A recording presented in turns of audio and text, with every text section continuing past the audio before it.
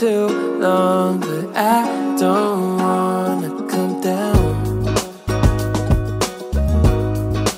Caught up in a long free fall, you got me off of the ground. Hi everyone, welcome to another work vlog.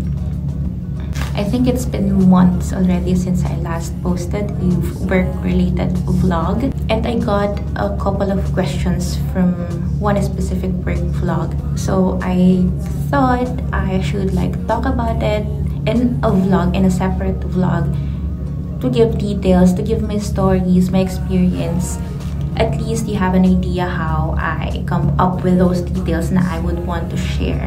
And also, if you're not yet familiar about what I do outside vlogging, I am a corporate ethics, risk, and compliance manager. So yes, I got promoted last year from an officer level to a managerial level.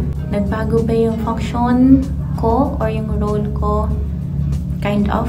My times or my parts, but yeah, I will be talking about that later on or in another vlog.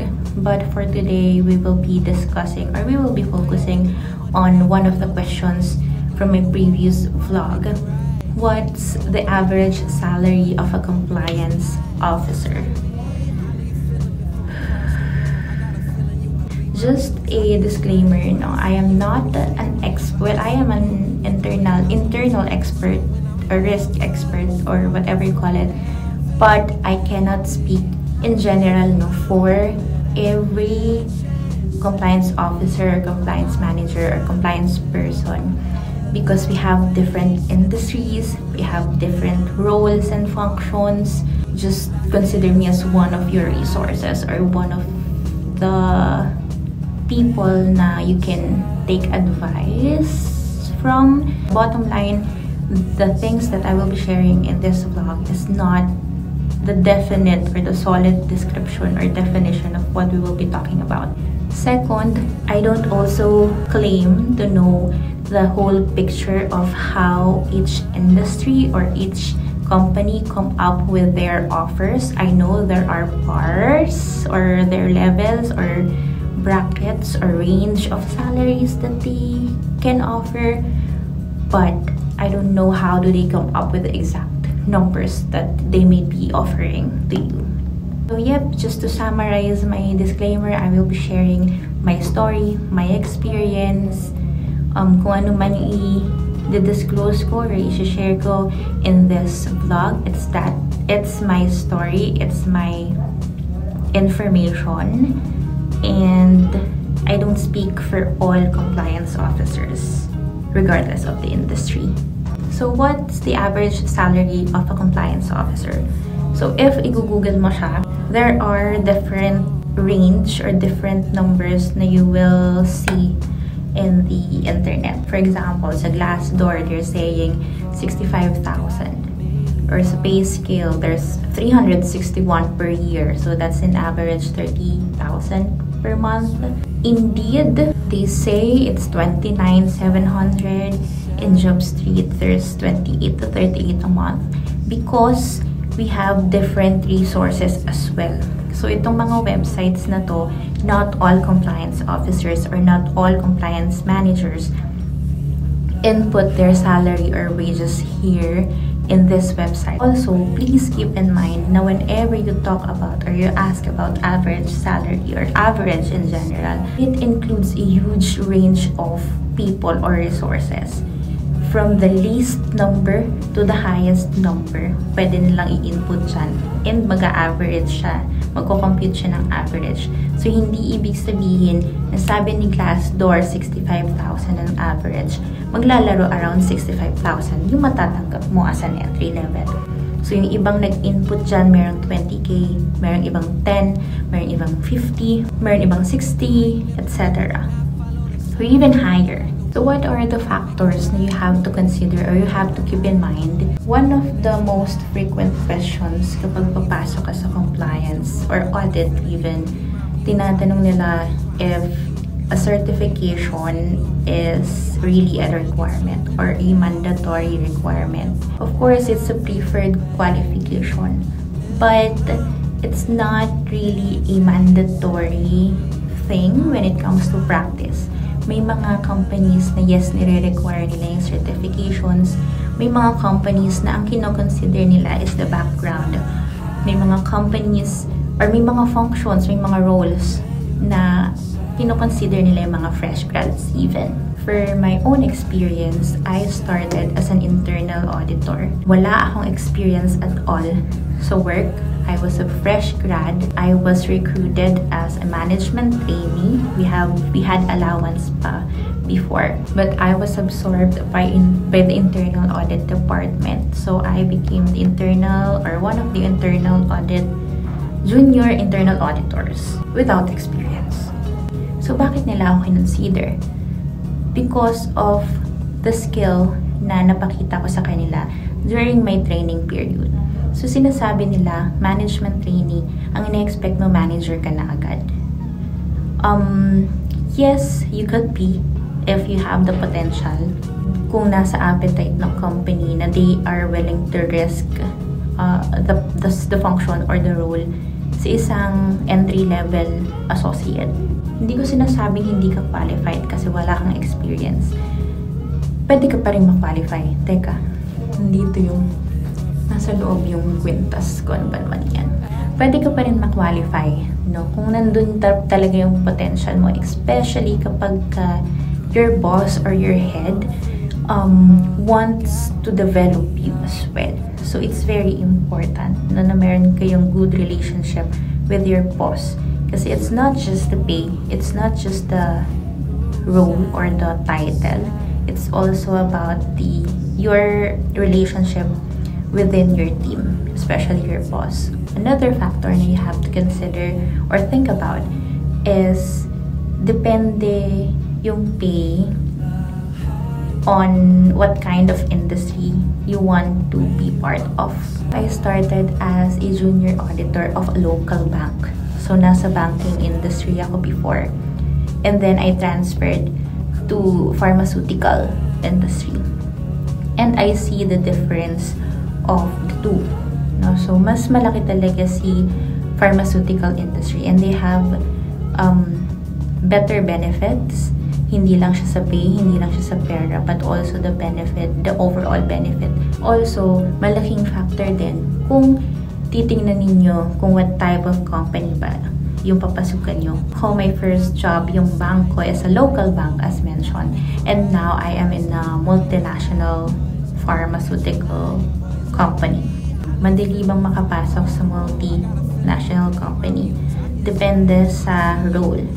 So usually, if they are this big, they look at what you can offer them, what service you can bring them. Hindi lang din siya service, but also culture. Like for example, my current company, they are very keen on the culture fit ng associate or ng applicant nila. And it really works well. Kasi whenever na you have the same working style or at least magkakalapit kayo ng working style or ng culture, you work better together. So speaking of work, another factor na you have to be looking at is the scope of your work. So, hindi lahat ng compliance officer magkakapareho ng job profile or ng JD or ng job description. Some compliance officer focuses on business partnership, meaning nandyan sila as a consultant or as an advisor. For me, currently, I am, well, before, yung previous job ko before this, I was a compliance specialist. And I do the legwork for review. I review every document that they are submitting for payments specifically. So before I process yung payment, I review them. So compliance on the payments and all regulations, including yung mga internal policies kung applicable and valid and compliant ba itong dokumentong to before we process them. Now, I am both like the legwork and also the manager. I do reviews, of course, but not that detailed, not that like more tedious sa financial review or payment processes. I review mostly the execution na right now. So yes, nandyan si consultancy, nandyan si advisory. If you look at my calendar, almost every day puno yan because of meetings, consultations, and all.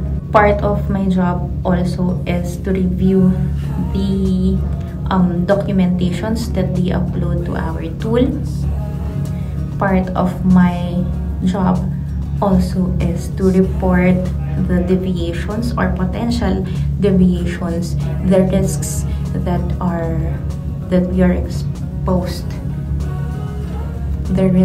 we are exposed, in, and also part of my job is like putting in or recommending controls or internal controls to mitigate those risks.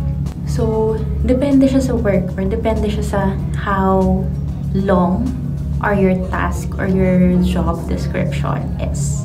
Again, another factor that you have to consider or to look at is your experience. So, of course, kapag entry level ka pa lang, you have to earn your skills kasi madaming parts ng trabaho ang mapapag-aralan mo lang or malalaman mo na lang when you're hands-on na. Siguro 80%, 90% even of what I do right now was not discussed during college. Terms, processes, yes, I'm familiar, but iba pa rin talaga pag napapractice mo na. In my experience, as an entry level, sa first job ko, nandun ako sa minimum wage. I know you have a follow-up question. So, paano tayo mag-strive as an entry level? I guess it's for another vlog. I would love to talk about that, how I, started my journey as an entry-level compliance or auditor. So, another factors na you have to consider is not just the money. Na-mention ko na pala ito kanina. Not just the money, but also the overall benefits. So, magkano ba ang salary ng isang compliance officer? Again, iba-iba. But lahat ng sasabihin ko sa inyo na information is based on my experience. Ulit-ulitin ko lang. Sa entry level, I was an auditor. Nag-start ako sa minimum wage. And then, I moved to another company like more than a year after. Doon naman, it's an external outsource or something. It's an outsource agency, but for a specialist role. So, medyo tedious yung trabaho ko that time. And that was for a multinational company. Ang sahod ko noon, nag-double, I guess. Minimum wage, nag-double siya. And I stayed there for 6 months. Kasi inabsorb ako ng multinational company na yon as their internal specialist. So, nagkaroon ako ng other benefits. I had allowances and more days ng leaves. Plus, the payout, I think nag-increase siya ng mga 30%. If I'm not mistaken. Shucks, nakalimutan ko na. I stayed there for more than 2 years. And then, I took a break for 5-7 months. Just because I wanted a refresh, a recharge for myself. It was a question when I joined my current company. So, bakit ka nag-break? Bakit ang meron? Ganyan. So, chika-chika sila. Sinabi ko naman, it's for myself. I need to breathe. I need to, pick myself up again. Ayun, medyo madrama. My salary that time when I first joined this company, double ba? Yeah. It doubled. again, na-mention ko kanina, one of the factors na can be considered when it comes to salary computation is kung meron bang, sinabi ko ba siya?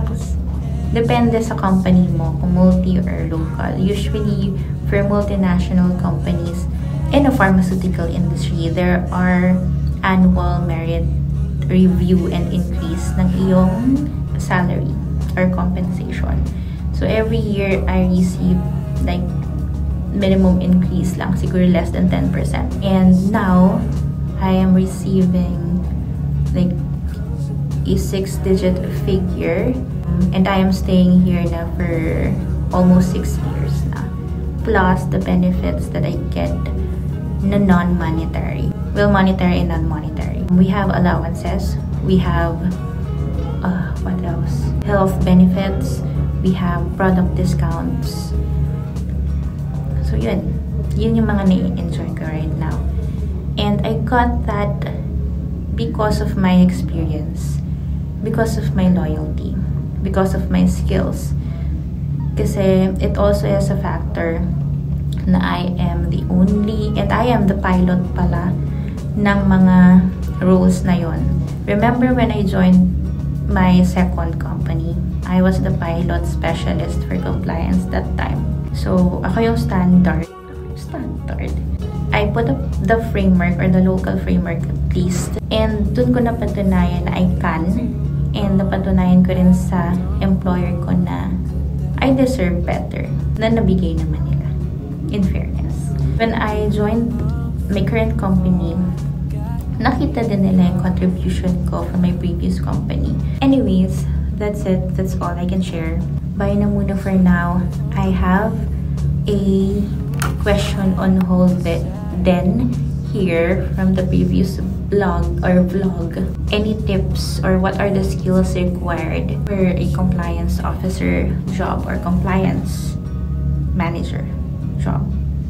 But that's for another vlog. This is it for now. Thank you for watching. I hope you get something from this video. But yeah.